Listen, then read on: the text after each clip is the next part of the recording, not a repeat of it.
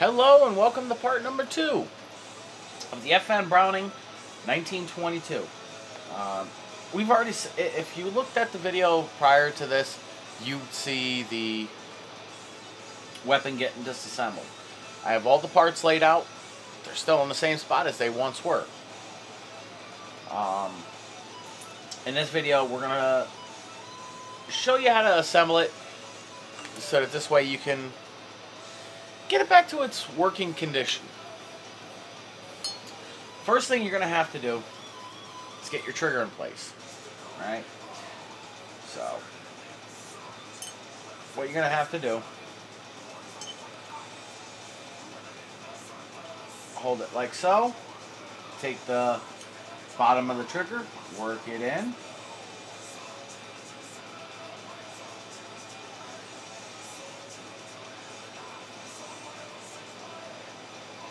line up your little hole,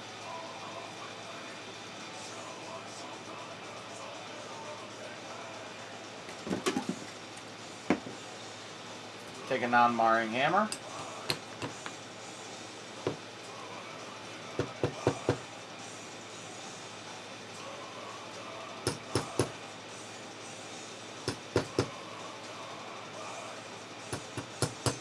sorry, unfortunately with how small that hole is, can be a little bit tricky. Now once it's drove in, I'm going to come in with my punch one more time. And I'm just going to set it a little bit farther because honestly, sharp edges and hands do not get along. If you're holding a weapon like so, if you ever go to take it and put it in the battery, you don't want to hit your hand right here. Because remember, you don't want to fire a weapon with over here. You want to fire with just the tip. So, next step in the process. You're going to want to take your trigger bar. Alright? And if you want to oil it, honestly, take a little bit of oil, run it right on here. Put a little dab right there. You'll be all good.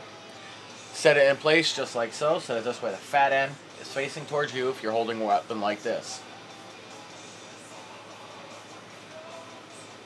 Next step in the process. You're going to want to take your disconnector. And this part can be considered a little bit of a three-handed operation. Because if you don't nail it just right, you're going to run into a little bit of issues. And I actually got it on the first shot. Hold it like so. So this way the fat end is right next to the other fat end. Alright? And you've got your little rod, or your little hook, sitting right on your rod right over here. Next step. This is going to be a little bit tricky as well. You're going to want to take your magazine disconnect.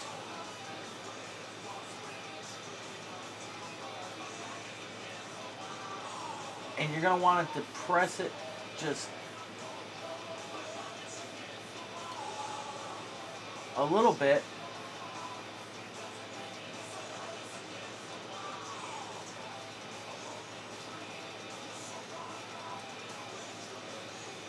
So that this way when you come in with your pin,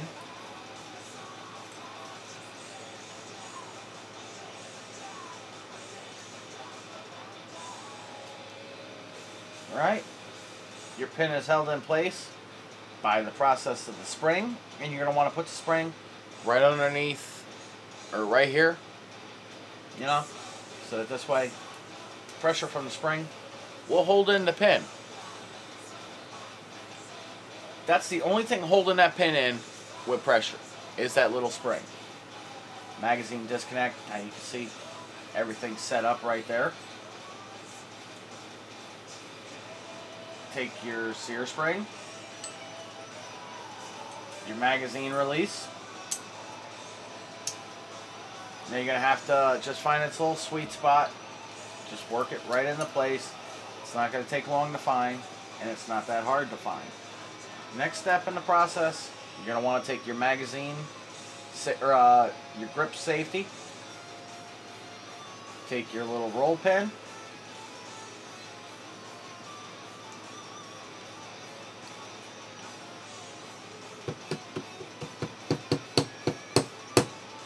Keep a little bit of pressure on it. So that this way, you could drive that pin in, give it a little extra tap. You know, you want to make sure everything is about as flush as possible. And always work with either a brass hammer or a non-marring hammer, such as so. Next step in the process, you're going to want to take your safety. Push it in. Remember how we took it out? Push it in. So this way it came out like that. Work from the top end. Work your way down. That's also your slide stop, and we'll get into a little bit of detail like that. Next step, to assemble the lower.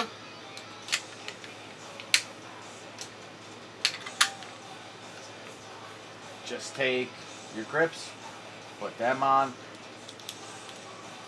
You'll be ready to rock and roll, at least for the lower. I know what some of you guys are saying, but you didn't put in the firing pin. Well, you're right, I didn't. We'll get into that. After you set in your grip screw, you don't want to over tighten it. You know, honestly, 5, maybe 6 pounds of pressure. So this way you have enough so that this way the grips do not move.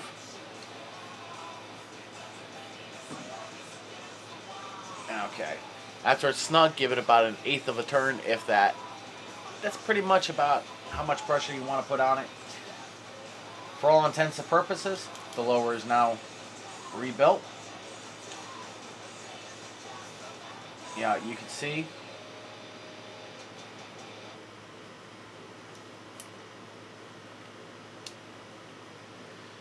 After I hooked in that magazine disconnect, how that all works, right? Not that hard. Notice how much the disconnector moves to release that firing pin. About what? 1/8 of an inch? It's not much. So, for the next part, we're going to assemble your slide. Now, with the spring, since it is small, if you did decide to take out the ejector, all you're going to want to do is put the fat end in first, so that this way the skinnier end is facing upwards and towards you. Take your ejector, put that in, take your little pin,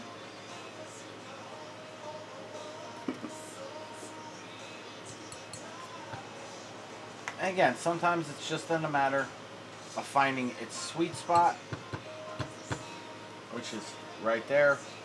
Now, as for how far I'll drive it in, I'm not going to drive it in too far, because you don't want it protruding too much, at least on the lower end. Remember, this pin is held in by that spring's pressure. Take your firing pin, and when you take out your firing pin,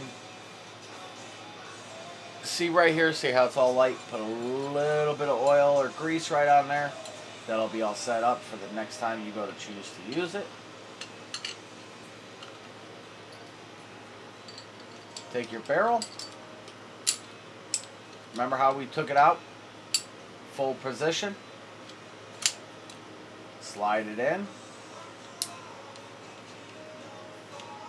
Turn it to about the 90-degree mark. Set it back in place after it stops.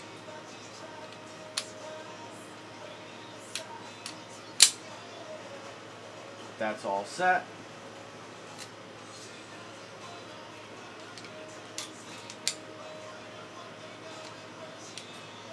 Take your barrel bushing, put that in. Take your magazine, set that in. let's give it a full function test, right?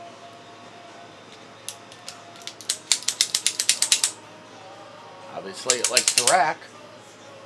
Now, as for grease on this as well, what I like to do is apply a little bit of grease on the barrel so that this way that bushing has a nice, smooth surface to work with. Obviously, I'll put it around almost the entire barrel because you can see how much that barrel will move. It's like a 1911. The barrel isn't going to rotate down or push downwards. It's not like a Glock. So you're going to have to apply a little bit of oil. Also do it right on your slide. Now, we know it's not loaded, so I'm going to pop the spring. Let's test out the safety. Move it over here. Now, the interesting part about the safety, it locks the grip safety in place, so you can't even depress it. And it also locks the trigger up. So, it's a nice little feature. And the grips and the safety is not that hard to work. You know, requires very little force. You know, technically what you're supposed to do is push in on it to activate it. So,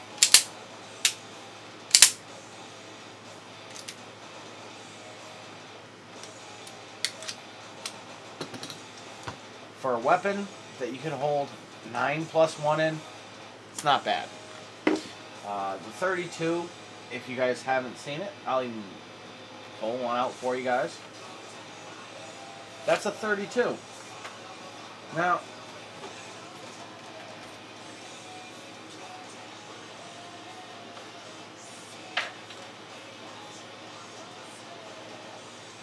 let's compare it with a few rounds, right? Let's go something smaller. That's a 25. Alright? Next round, 380. I know, some of you guys are actually thinking those are big, right? Then you got its bigger brother, the 9mm. Then we'll go up a little bit bigger. We'll go with the 40. And then we'll end up with the Madus. You know, the icebreaker of them all. We'll end up with the 45. Now you're talking, there's 6 rounds right there. Start off small, go big. The 25 has been around for a while. 32 has been around for a while. Honestly, I'll probably end up donating the 25. I don't have anything chambered in that. 380, popular cartridge, especially nowadays with everybody who wants to carry pocket. You know, then we got the 9mm. That's preferably a 147 grain Spear Gold at. Yeah. And the reason why, goes very well on my Glock. My Glock loves it for some reason. And all of these personal protection loads have all been the same name. Spear actually does make a 32 for a protection load, so it's actually fairly decent. I don't know anybody who actually reloads the 25 or 32, so I'm probably not going to be really too concerned about it. Well, with that being said, I got a couple more videos I'm going to be doing. I actually picked up a new rifle, so definitely be looking for that for my next video. Ended up picking up a couple optics, and you know, we'll get into that in the next videos. Alright? So, you guys have fun. You know, remember, if you have to ever pull it out, always count on 2 things. Always count on your Second Amendment, because without that, you've got nothing. I've got my Glock, I've got my 1911. Is there anything else I need? Yeah, there's a few things. We'll get into that another day. Anyways, you guys have yourself a wonderful day. I'll talk to you guys later.